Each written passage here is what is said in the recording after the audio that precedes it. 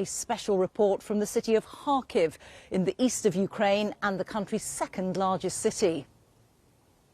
Kharkiv has endured nightly Russian air attacks and suffered dozens of civilian deaths and hundreds of injuries. Most of the city's 1.5 million residents have fled. Well, the Ukrainian forces fought back a Russian armoured column in the early days of the invasion, and they've been fighting since to stop a further Russian advance. Our correspondent Quentin Somerville and cameraman Darren Conway have spent the week with the Ukrainian forces there, and I should warn you that their report contains graphic images from the front line that some viewers will find disturbing. Head to the very eastern edge of Ukraine and a ghostly vision of the country's fate unfolds before you. The city of Kharkiv is being purged of life. In near total blackout, the police in the country's second largest city take us on patrol. The Russians aren't far.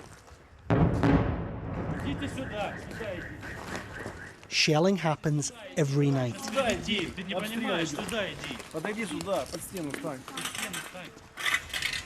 This close to the Russian border, there's another threat here. Saboteurs. No one escapes scrutiny. Alina, 76 years old, is lost and confused. In an instant, everybody's life here has been upended.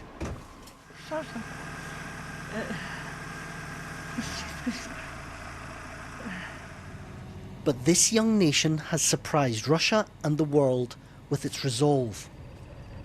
We weave our way past the fallen into no man's land with the Ukrainian army. Here is 21-year-old Yevgen Gromadsky. Where are the Russians? Русские солдаты, русские військові стоять плюс-мінус. Over the sound of shelling, he tells me, the Russian soldiers are standing about 900 meters away from here. You can hear right now that they're firing on our positions, and we are firing back. It's a grenade launcher, British. But it's more than just a grenade launcher, it's a guided missile. Is it good against tanks? It's the best we have right now. How are the Russians fighting? They're fighting like soldiers of 1941.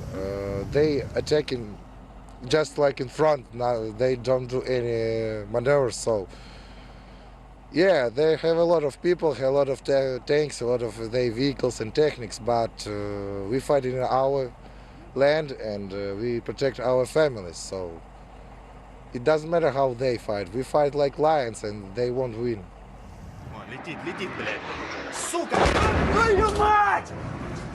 This is what people have been fleeing in Kharkiv.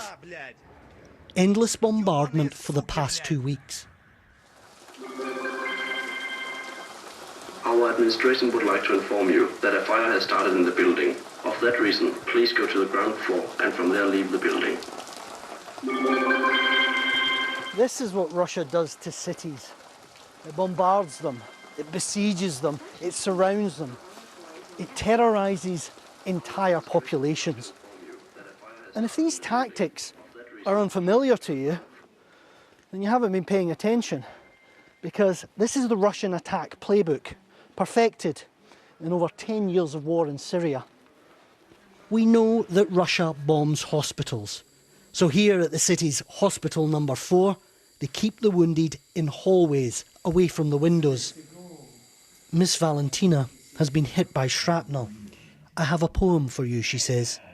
These stupid Russian shrapnel pieces I will carry all my life, but as long as my heart still beats, I will still live and love. And so too will 8-year-old Dmitry, now that this has been removed from his skull. This is the war that Russia has fought before and is fighting again. We don't know the rest of Ukraine's fate, but Kharkiv has already shown what's coming next. Defenders, we will ride together. We will win this war, and all our heroic people will gather to rebuild our beloved Ukraine. Quentin Somerville, BBC News, Kharkiv in eastern Ukraine.